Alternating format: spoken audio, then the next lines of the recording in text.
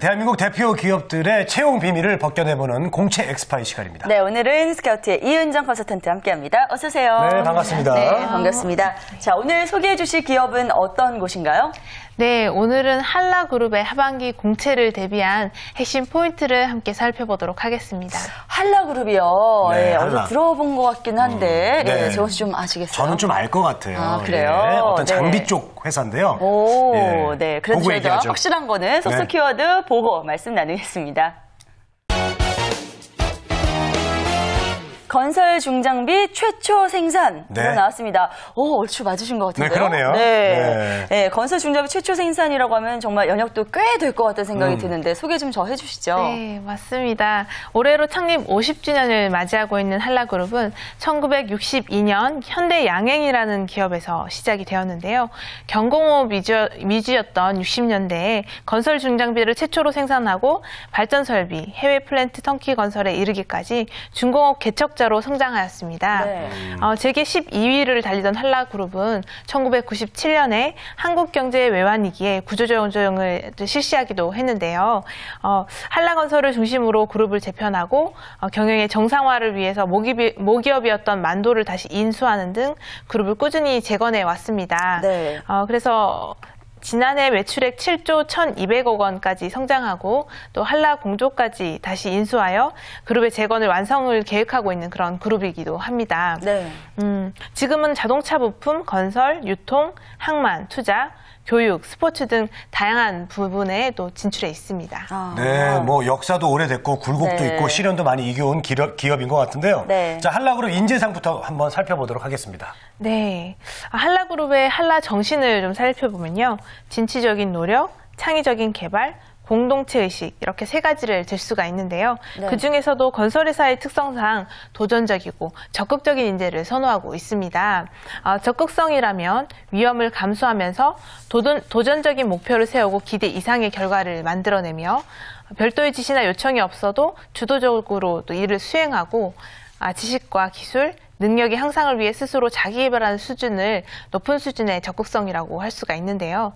이런 부분을 자기소개서의 작성이나 면접상에서 잘 어필할 때 좋은 결과를 얻으실 수 있을 겁니다. 네. 자, 그럼 본격적으로 서류 전형 전략부터 좀 짚어볼까요? 네. 서류 전형의 경우에는 홈페이지에 접속하셔서 지원하시게 되는데요. 생각보다는 단순한 형태로 일반적인 개인사항과 이력사항을 기재하게 되어 있습니다. 그리고 자기소개서는 자신을 한 문장으로 표현하시오, 자신의 꿈 실현과 한라건설 입사와의 상관관계 등 모두 4가지의 항목으로 구성이 되어 있는데요. 말씀드린 인재상이 잘 반영되도록 쓰시면 되시고요. 서류 전형의 내용들이 면접상에서 특히 2차 면접인 임원 면접에서 질문으로 나오기 때문에 자기소개서에 기재한 내용에 대해서 또 충분히 숙지하고 준비하시는 것이 필요합니다. 또 한라건설의 서류 전형에서 특징적인 점이라면은 서류 전형의 합격자들에게 인사 담당자가 직접 전화를 하는 것인데요. 네. 전화로 면접 방식이나 면접 질문의 출제 범위 등을 알려준다고 합니다. 그만큼 채용에 많은 신경을 쓰고 있다고 할 수 있습니다. 네. 네, 이제 우리 방송 계속 보신 분들은요, 이제 네. 자기소개서 쓸 때 네. 기업의 인재상을 충분히 검토하고 쓰는 건 이제 기본이실 것 같아요. 네, 너무 그렇죠. 잘하실 것 같고요. 자, 인적성 검사 대비 전략도 좀 살펴보도록 하겠습니다. 네, 인적성 검사 같은 경우는 보통 전형 과정에서 서류 전형 이후에 바로 면접이 진행이 되고요. 인적성 검사는 2차 면접 과정 내에 있습니다.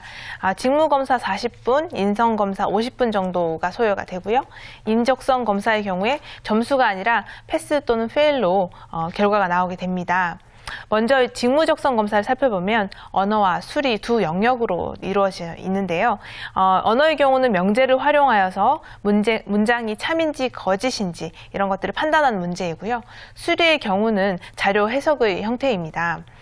인성검사는 4개의 보기 가운데 자신에게 가장 가까운 것이나 가장 먼 것을 선택하는 형식으로 100문항 정도 구성이 되어 있습니다. 한라건설 직무 적성검사는 2차 면접과 함께 실시되는 만큼 선발에 있어서 큰 영향을 미친다기보다는 참고 자료로 활용될 가능성이 높습니다.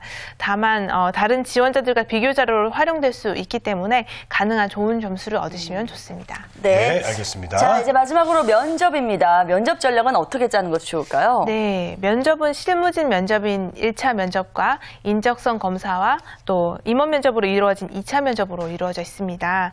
1차 면접은 블라인드 테스트이고요. 기본적으로는 전공과 관련된 질문이 주가 이루게 됩니다. 그러므로 전공에 대한 철저한 준비가 필요하고요. 특히 해외 영업의 경우에는 외국어 질문이 필수로 주어지기 때문에 참고하시기 바랍니다. 네, 자 이렇게 공채 전략 살펴봤는데 이제 준비는 됐는데 시험을 봐야 되잖아요. 그렇죠. 어떻게 그 채용 소식이 있나요, 하반기에? 네, 있습니다. 한라그룹의 경우는 신입 채용이 연 1회로 하반기에 공개 채용하게 되는데요. 현재 공개 채용 기간 중입니다. 아, 그래요? 네, 한라그룹이 한라건설과 만도, 마이스터, 한라스테폴, 만도 헬라 일렉트로닉스, 만도 브로제 등의 기업에서 공채가 진행되고 있습니다. 지원 자격을 살펴보면 4년제 정규대학 학위 소지자로 전학년 평점이 B학점 이상인 자이며 영어 및 제2외국어 능통자는 우대됩니다. 어학력에 대해서는 전혀 제한이 없기 때문에 어학 성적을 보유하지 않고 있거나 혹은 점수가 낮다고 하더라도 지원 가능하십니다. 네. 조건이 일단 학점 B학점 이상 그리고 어학 점수 필요 없다 뭐 이렇게 내놨는데 합격 스펙도 이렇게 낮지만은 않을 것 같거든요. 네, 어떻습니까? 아무래도 입사 지원의 제한이 높지 않다고 해서 또 입사한 사람들의 스펙이 낮은 것은 아니겠죠. 그래서 합격자의 스펙을 학점과 영어 점수 위주로 살펴보면은 평균적으로는 학점이 3.7점 정도가 합격자의 스펙이지만 3.89 정도의 4.0에 가까운 그런 사람들이 합격이 많았고요. 네. 토익 점수도 890점 정도인 합격자가 많았습니다. 그렇군요. 자, 이 모든 것들 참고 꼭 해주시기 바랍니다. 지금까지 한라그룹의 하반기 공채 전략 살펴봤고요. 스카우트의 이은정 컨설턴트 함께했습니다. 말씀 고맙습니다. 네, 감사합니다.